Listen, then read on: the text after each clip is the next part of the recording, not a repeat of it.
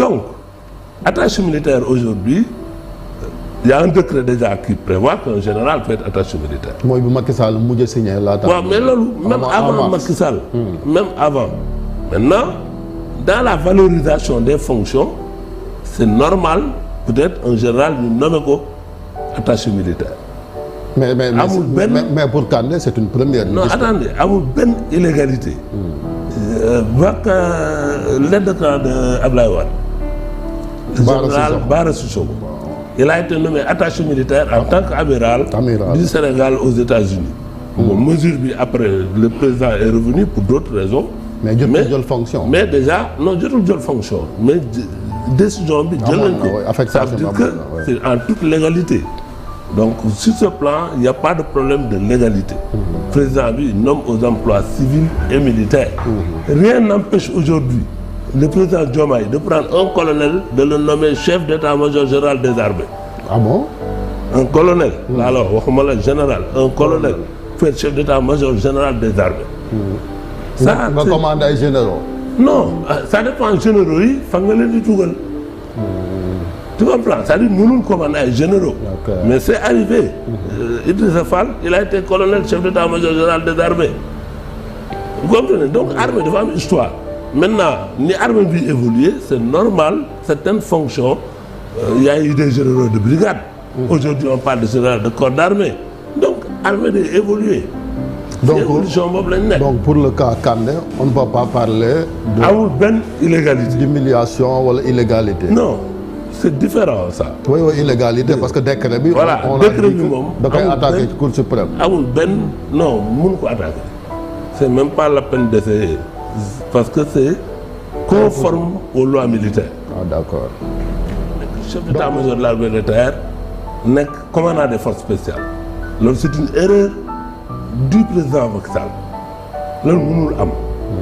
xam nga dañu am une organisation militaire boo xam ne dafa reposer sur ay équilibre.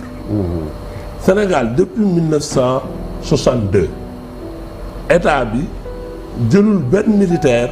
mu jox ko autorité sur toute l'armée loolu amu fi dañu am ay équilibre.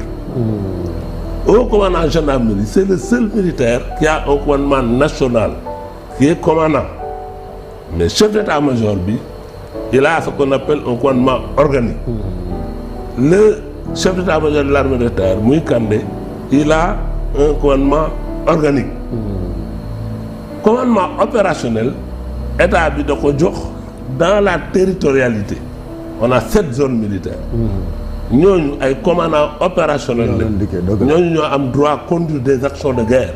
ñoo am droit jox ay ordre ñeneen ñi dañuy instruire armée bi dañuy former armée bi dañuy guider armée bi dañuy administrer armée bi dañuy équiper armée bi. mais pour commander il faut que ça se conçoit que dans la territorialité. bés bu ñu waroon guerre.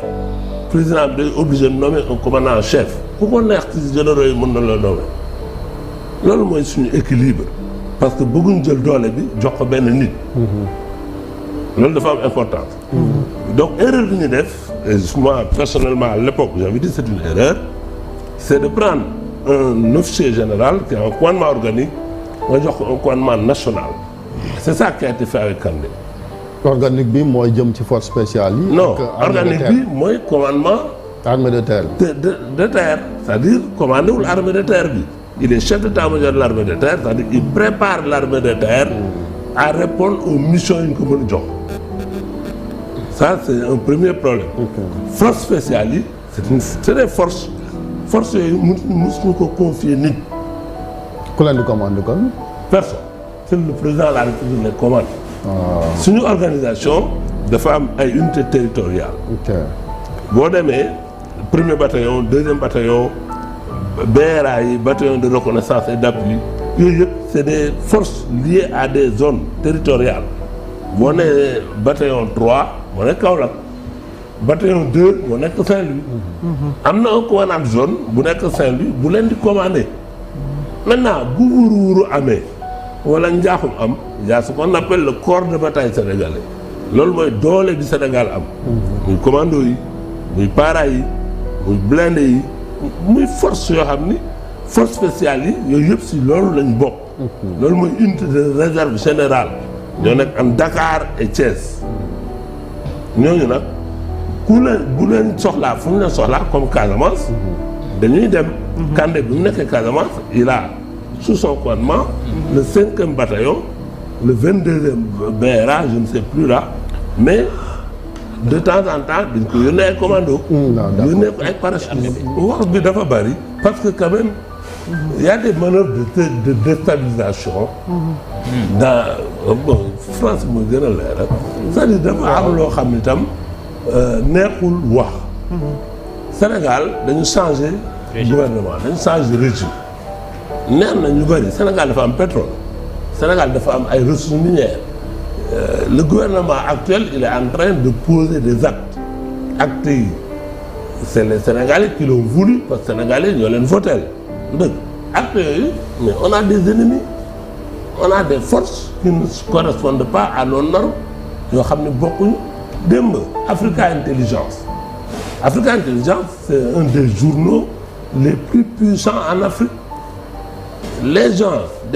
des forces ba léegi xamuñu ñan la ils ont sorti des articles ne Africa Intelligence moo ko wax pour ne premier ministre bi ak Kandé ñoo jotee ndax premier ministre bi dafa bëgg a changer ay accords militaires et Kandé d'accord aussi. loolu déjà c'est faux man hier dès que ça m'a été partagé. J'ai dit ce n'est pas possible. C'est faux. Et effectivement les responsables d'Africa Intelligence sont sortis ne ñoom article bi mosuñu ko bind. loolu c'est grave ça veut dire que il y a des forces. qui tentent de déstabiliser le pays. bon et lu tax c'est quoi je me suis basé pour ne article boobu mënul nekk. armée ku nekk da nga am say responsabilités. confidentiel Afrique la waaye. waaw confidentiel Afrique ku nekk da nga am say responsabilités. Kandé en aucun cas il est chef d'état-major de l'armée de terre du moom mooy la voix de l'armée. Il a des chefs. ok. du dëgg. il y a le ministre des forces armées. le ministre il a une direction que j'ai dirigée pendant 5 ans la DIRCEL. toutes les études de l'armée foofu lay wàcc.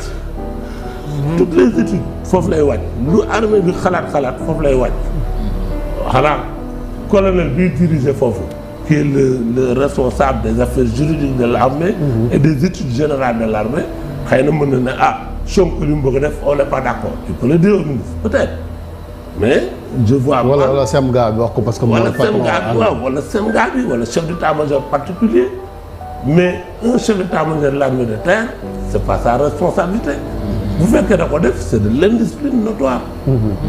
léegi su bañee obtempérer nag dem ci poste bi. ko affecté mënul nekk ba muy obtempérer ñàkk bañ a obtempérer. man j'ai occupé des fonctions plus importantes que les fonctions de général Kandé. nekkoon na numéro 2 gendarmerie. j'étais numéro 2 de la gendarmerie boo demee dans l'armée. poste yi c'est hiérarchisé. yàlla chef d'état amul sañ-sañu bañ.